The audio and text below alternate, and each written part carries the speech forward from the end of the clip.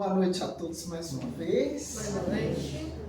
Eu agradeço a oportunidade de estar aqui mais uma vez para que nós possamos, então, estudar as lições do Evangelho de Jesus, as lições ensinadas pelo Cristo, lembrando mais uma vez que nem todas elas estão nos Evangelhos, porque como nos ensina o evangelista João nos últimos capítulos, nos últimos versículos do seu Evangelho, não haveria na Terra livro capaz de conter todos os episódios da vida do Cristo. Não cabe tudo da lei de Deus lá dentro de um livro, nem dentro da Bíblia, né? Então, a revelação espírita vem trazer para nós, através da mediunidade, essas histórias que não constam nos evangelhos. Hoje, meus irmãos, obrigada. Nós vamos estudar, então, uma lição do livro Jesus no Lar, no capítulo 42, a mensagem da compaixão. Como ela falou, eu sou suspeito para falar, mas eu acho uma mensagem muito linda. E a gente, às vezes, pensa que, fala assim, não, mas eu já estudei isso. Mas nem falar desse assunto outra vez. Mas, realmente, nós estamos todos envolvidos naquela dificuldade que a gente tem de resolver as coisas que aparentemente são pequenas, mas que na verdade constituem então todo o sentido da nossa vida. E para tanto nós pedimos mais uma vez o amparo dos mentores desta casa, o amparo dos meus protetores para a nossa lição de hoje. Então, no capítulo 42 do livro Jesus no Lar, o título da lição é A Mensagem da Compaixão. Para quem não conhece o livro Jesus no Lar, o livro Jesus no Lar, ele é composto de histórias que Jesus contava na casa dos apóstolos, né? Geralmente à noite, geralmente depois que Jesus atendia a grande multidão, ele dava então essas lições para os apóstolos, para suas famílias, para os amigos de Jesus, igual no livro Primícias do Rei, autora Amélia Rodrigues, o espírito Amélia Rodrigues. Eu vou citar 2 capítulos, mas lá tem muito mais. É uma coisa maravilhosa, Eu fiz um passeio esses dias num congresso do Espírito de Tuiutaba, comprei 3 livros da Amélia Rodrigues lá que eu achei em promoção lá, peguei logo os 3, agora eu vou ter que ler para eu poder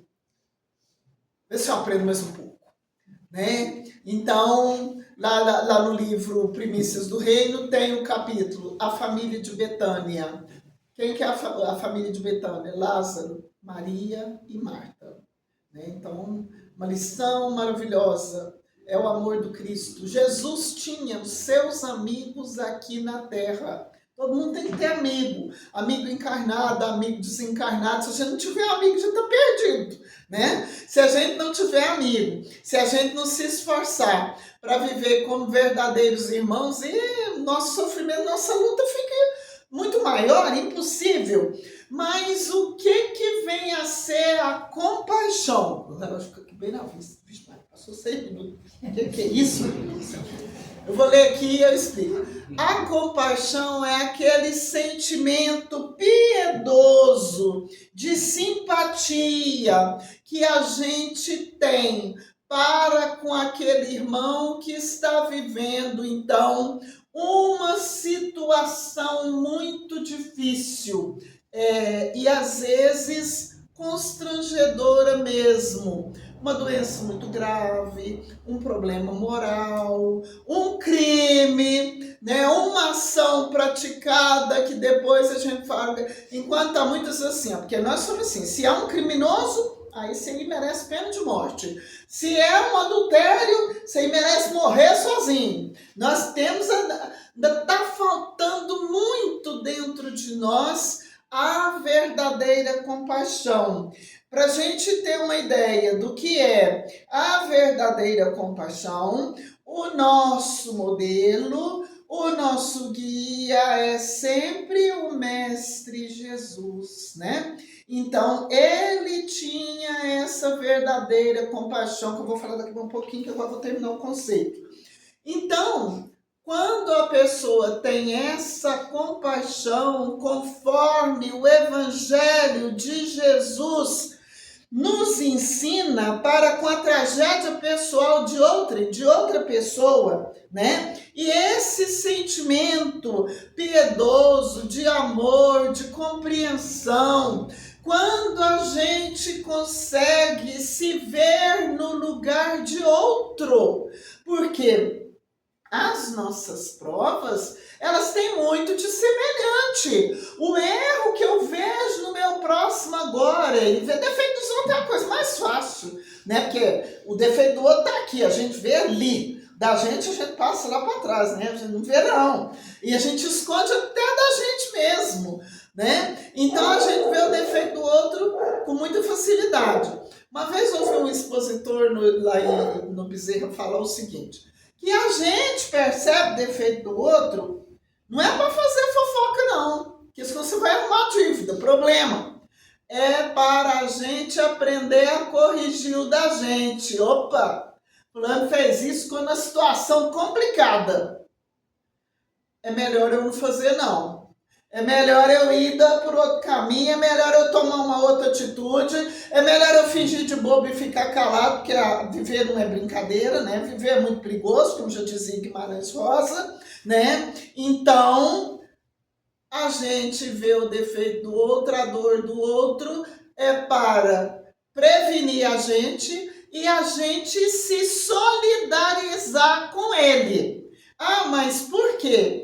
Porque nós estamos no mundo, a nossa principal luta evolutiva é para a gente aprender a praticar o amai-vos uns aos outros, como Jesus nos ensina, em toda a sua plenitude, em toda a sua extensão. E aqui eu vou citar o exemplo de Dr. Bezerra de Menezes, depois eu cito um do Titio Barçanufo também.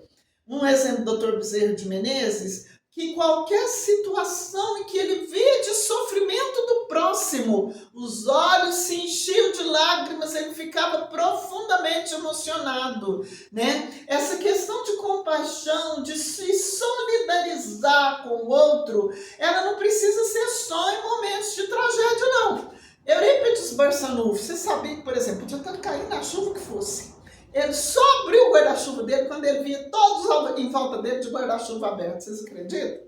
É muita educação, né? É muita coisa boa dentro de si. É porque quando veio aqui, tanto ele como o Dr. Bezerra, espíritos já evoluídos, tanto o Dr. Bezerra não tem mas no livro Ave Cristo, o Dr. Bezerra já está lá, livro Ave Cristo, 2 reencarnações do Dr. Bezerra. Eu agora não vou dar conta de falar do Dr. Bezerra, mas Eurípides Barçanufo, contemporâneo de Jesus. Contemporâneo de Jesus. Conforme nos ensina, acho que a vida espera. A vida espera. Um livro do Titio Barçanufo, eu já li há muito tempo. Acho que a vida espera. Agora não dou conta de falar o nome dele, não sei se está certo, não. A vida espera. Então, quer dizer, a gente demora para adquirir essas virtudes. A gente demora, mas a fé raciocinada, na verdade, ela já está dentro de nós, no nosso raciocínio, na nossa consciência, há tanto tempo, há tantos milênios, há tantas reencarnações, que a gente já vem desenvolvendo essa capacidade há muito tempo. Tanto é que, tanto na vida do Dr. Bezerra quanto na vida do Barçanufo, quando eles tiveram os primeiros contatos com a doutrina espírita, eles acharam que já era espírita. O Barçanufo não teve problema nenhum de deixar a associação de Vicente de Paulo, que ele coordenava na igreja, para assumir os trabalhos e a tarefa que ele tinha no espiritismo. É porque a gente já vem aprendendo há muito tempo. A lei divina é a mesma para todos, né? Apenas a doutrina espírita tira o véu, tira determinados obstáculos que impede a criatura de raciocinar com proveito. E a compaixão é esse sentimento que a gente tem pelo outro, esse sentimento de amor, de compreensão, acompanhado do desejo de minorar essa dor, acompanhado do desejo de ajudar. E nós podemos ajudar.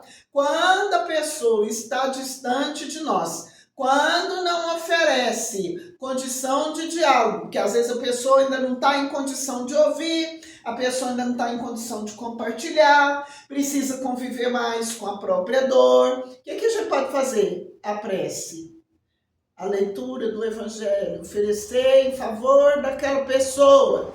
Nós podemos ajudar. Nós podemos ajudar pessoas do planeta inteiro, vítimas das guerras, das tragédias coletivas, das tragédias individuais. Esse povo que tem esses governos tão complicados, mas complicadíssimo, que aumenta o sofrimento da população, né? Com uma vida sem nenhuma liberdade, nós podemos orar por toda a humanidade, por todos os governantes da Terra. E quando a gente faz isso, a gente mobiliza, então, as nossas melhores energias para contribuir, né, com a harmonia da humanidade, né? Então, nós podemos diminuir a dor, né, com a participação espiritual na infelicidade alheia, que suscita um impulso altruísta. O que é esse impulso altruísta? Quando a gente se interessa pelo outro, né? Quando a gente sente ternura, amor, vontade de ajudar, vontade de sustentar o outro que está passando por dificuldade. Então estavam os apóstolos ao lado de Jesus numa noite clara, belíssima. É assim que Neio Lúcio vai descrever essa noite, que ele descreve esses encontros maravilhosos que aconteceram há tanto tempo e estão atuais, porque através da mediunidade, o espiritismo é assim então, que o espiritismo é o consolador, é o cristianismo redivivo. Nós revivemos os episódios da vida de Jesus e nos aproximamos das suas lições, tendo então grandes oportunidades de nos renovarmos moralmente e espiritualmente. Então, nessa noite, qual que era o assunto, né? O assunto era o exame das dificuldades no trato com as pessoas, na convivência com as pessoas. Não é atual?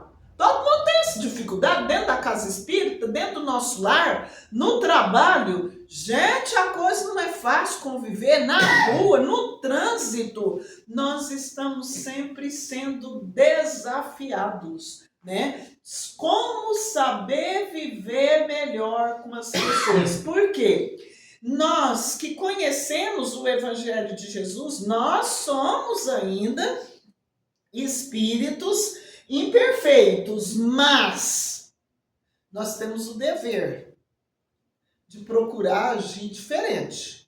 Quando a gente erra, e a gente erra, às vezes uma coisa deixa a gente magoado, às vezes a gente tem dificuldade de conviver com uma certa situação, chega uma pessoa que a gente nem conhece e a gente deixa a pessoa contrariada porque a gente não aceita o que ela propõe. E não tem nada a ver com a situação que a gente viveu. Não acontece isso com a gente? Imediatamente a gente precisa pedir a Deus por aquela pessoa e pedir a Deus para poder aprender a se conhecer melhor, aprender a analisar melhor a nós mesmos, para a gente proceder de forma diferente, né? Então, como estender os valores da Boa Nova? Como a gente vai passar esse conhecimento do Evangelho de Jesus, que a Boa Nova é o Evangelho de Jesus. Humberto de Campos fala no livro Boa Nova, capítulo 1, onde ele vai falar do Evangelho, que o Evangelho de Jesus é a Boa Nova, a boa notícia, que Jesus veio revelar à humanidade há tanto tempo, há mais de 2000 anos, e as lições de Jesus continuam então mais vivas e mais claras do que nunca, né? Tá certo? Aquela hora ali? 7h40 já? Minha Nossa Senhora.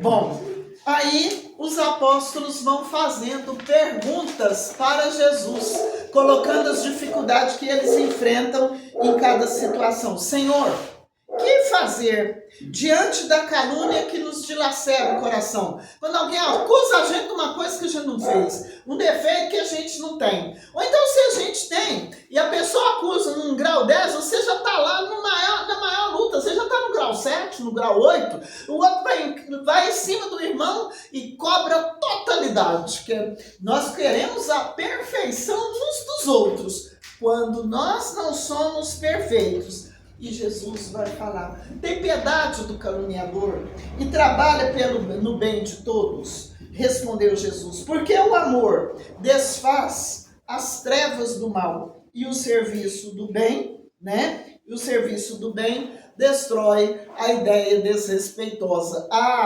E nesse serviço do bem, nesse fato da gente aprender a orar por qualquer agressor, quando uma pessoa ofende a gente, você fala, agora eu não escapo. Tem uns dias que a gente fica meio adoentado, eu fico. Tem uns dias que a gente fica meio adoentado. Não é de deitar na cama não, porque tem nem tempo para isso. Graças a Deus, né? Não pode de jeito nenhum, né? Porque senão ia ter que arrumar um comprimido para isso. O negócio é complicado. Mas quando a gente se esforça realmente, a gente vai perdendo o vínculo com os irmãos sofredores desencarnados que estão ligados a nós. Ligados a mim? Sim, todos nós temos. Na grande maioria das vezes, 90% das vezes, ou até mais do que isso, obsessor é amigo traído. É gente que convivia com a gente, que a gente traiu eles, destruiu a vida deles, e está ali naquela cobrança e se utiliza de qualquer pessoa invigilante que dê abertura para eles para atacar a gente. Quando a gente perdoa a pessoa, eles não podem chegar perto da gente não, perde o vínculo. Então, todo interesse de ter compaixão é nossa. Mestre, juntou Tiago, filho de Zebedeu, como agir perante aquele que nos ataca brutalmente? Tem gente que você vai falar, só tem amargura, só tem azedume. Você vai pedir uma palavra amiga, aquilo ali vem e te ataca de todo jeito, gratuitamente. Tem. Nós encontramos isso nas melhores situações. É um caso complicado. Um homem que se conduz pela violência acentuou o Cristo bondoso. Deve estar louco ou envenenado. Auxiliemo-lo a refazer-se. Porque quem faz isso, quem está pronto para atacar o outro, quem não tem uma palavra de amor, uma palavra de civilidade, quem não se porta pelo menos com o mínimo de educação, está muito complicado, não está? Está numa situação muito difícil. Então, a gente precisa pensar na pessoa. E nós lembramos sempre um trecho retirado dos evangelhos, que está lá no capítulo 10 do Evangelho segundo o Espiritismo, segundo o Espiritismo, acho que é no capítulo 10 mesmo. Não julgueis para não ser julgados, né? E lá está também aquela passagem da praça pública, onde os fariseus levam a mulher adúltera para que for apanhada em adultério, para que Jesus dissesse o que fazer com ela. E Jesus fica calado.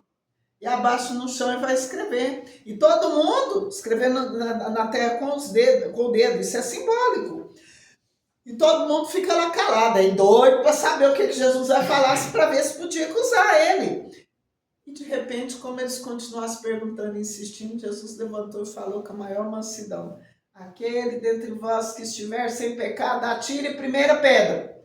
Todos temos pecado. Foi todo mundo embora. Ninguém julgou aquela mulher adúltera, porque todos temos pecado. Quem não tem pecado está nem aqui na terra mais. Espírito puro que veio aqui, só Jesus. Né? Os nossos benfeitores estão trabalhando na seara do Cristo para nos ajudar, para nos ensinar, e assim eles próprios completarem a sua trajetória evolutiva em graus diferentes de evolução, conforme nos ensina, por exemplo, o livro Ação e Reação. Quem quiser entender mais lá, Vai lá e lê a história de Silas no livro Ação e Reação. Pode ler também o livro Sexo e Destino. O irmão Félix, o instrutor, precisou de reencarnar no fim do livro para vir socorrer a sua família, né? Porque era um espírito que não estava ainda completamente liberado, né? Então, os obreiros da vida eterna são os espíritos que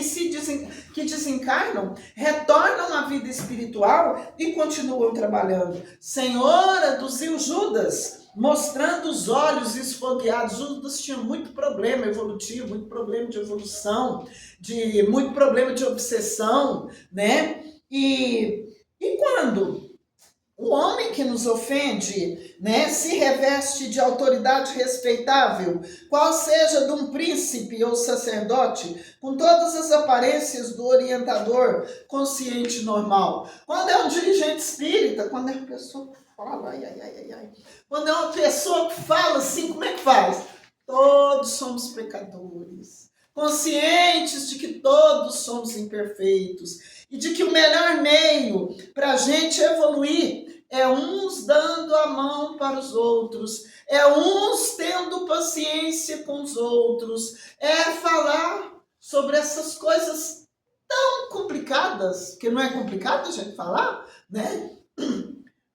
Da melhor maneira, com melhor respeito, com maior mansidão. Isso aqui dá longe, isso aqui dá um plano B de discussão sobre essa história aqui, né? Então, ele fala, né, que é para perdoar, né? Apiada-te do delinquente de qualquer forma, elucidou Jesus, e não desejes violar a lei que o próximo desrespeitou. Por quê? O perseguidor e o criminoso de todas as situações carrega consigo a abrasadora fogueira.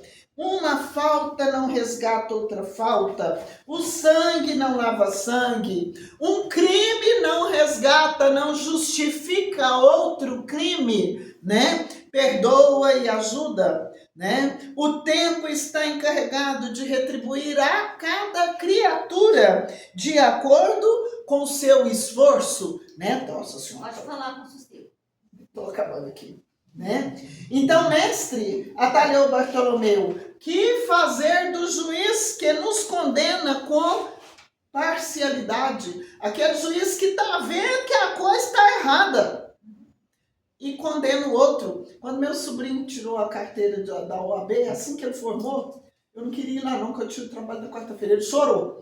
Aí eu contei para alguém lá do centro, você tem que ir, é sua família. Aí eu fui, gente, eu cheguei lá no local lá, achei que não ia dar para ficar lá. Eu estava cheio de espírito sofredor. E quando vai nesses lugares, são os protetores, vai catando o povo tudo, enquanto eu estou lá assistindo o negócio, muitos tratou, tratamento de todos, porque não cumpriu bem a missão da justiça. Então, quando desencarna, encontra com o problema. Espírito bom, espírito feliz, espírito que fez o bem, não maltrata ninguém.